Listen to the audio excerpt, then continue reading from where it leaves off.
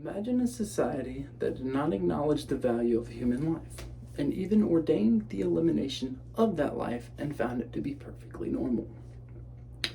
According to Amnesty International, 1 in 4 pregnancies end in an abortion every year. This means that 25% of the population is immediately killed before they are even given a chance at life. The main reason for this speech is to persuade everyone that abortion has a greater effect than what people might believe. Not only does it affect the mother, but it also affects the life that could have had an impact on the world. Another fact from Amnesty International states ending a pregnancy is a common decision that millions of people make every year. This just proves that abortion is relevant to more people than a lot of people think.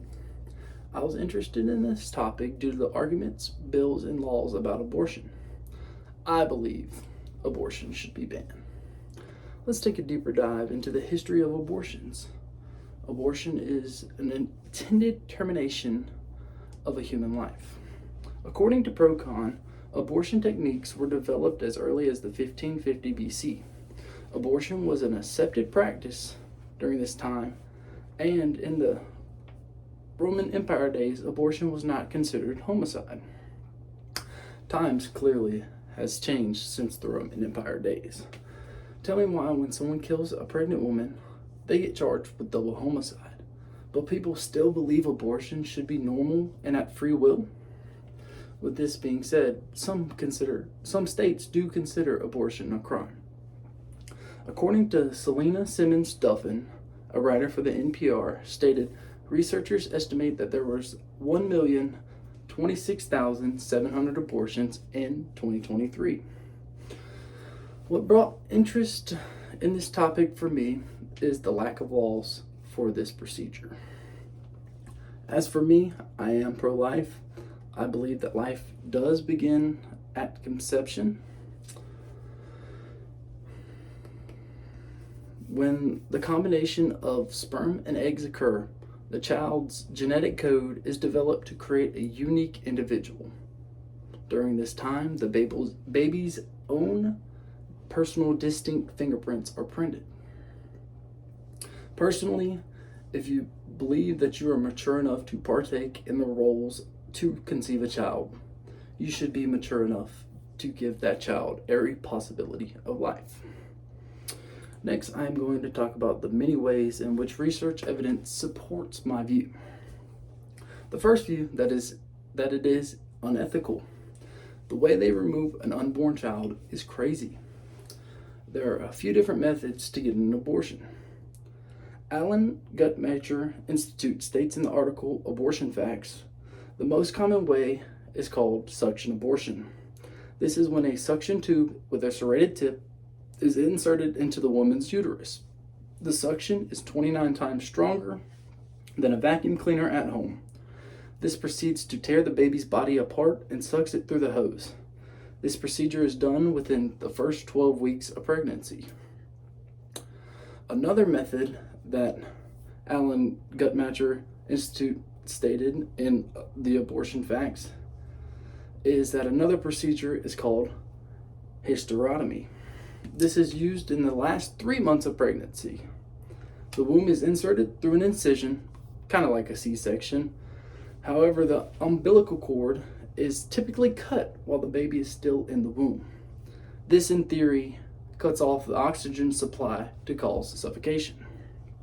Sometimes the baby is delivered alive and left unattended to die. Another way that research has supported my view is through the Bible. Personally, growing up in a religious household, I distinctly remember a scripture from the Bible that states, children are a gift from the Lord. They are a reward from him. Psalms 127:3.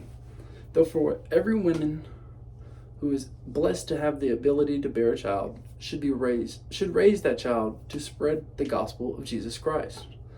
My last view that was supported through research was the declining health in women. According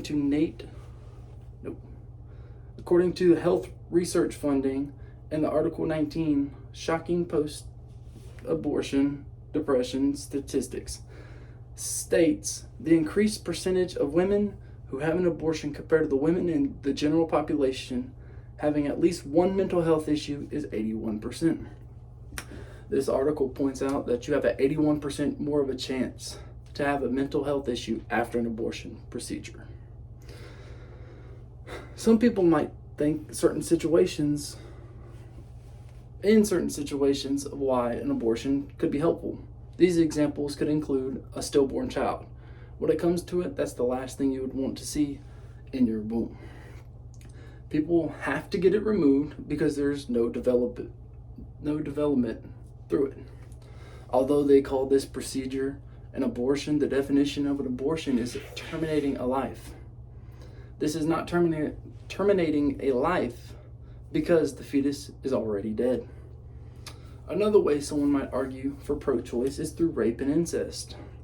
According to Nate Hoochman, a writer for the National Review, states that the Allen Guttmacher Institute reported 1% of abortions were from rape, and less than 0.5% were through the result of incest.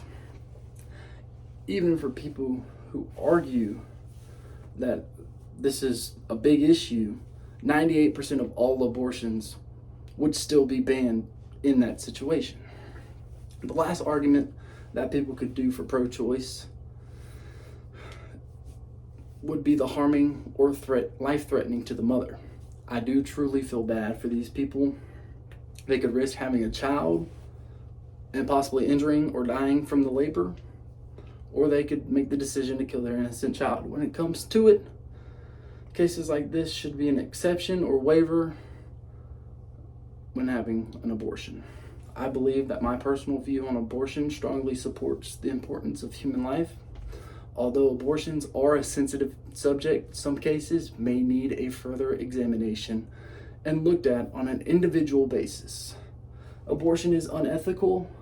It goes against my religious views and has an impact on women's health after the procedure. There are too many ways to prevent conception. Find the best method that suits your needs.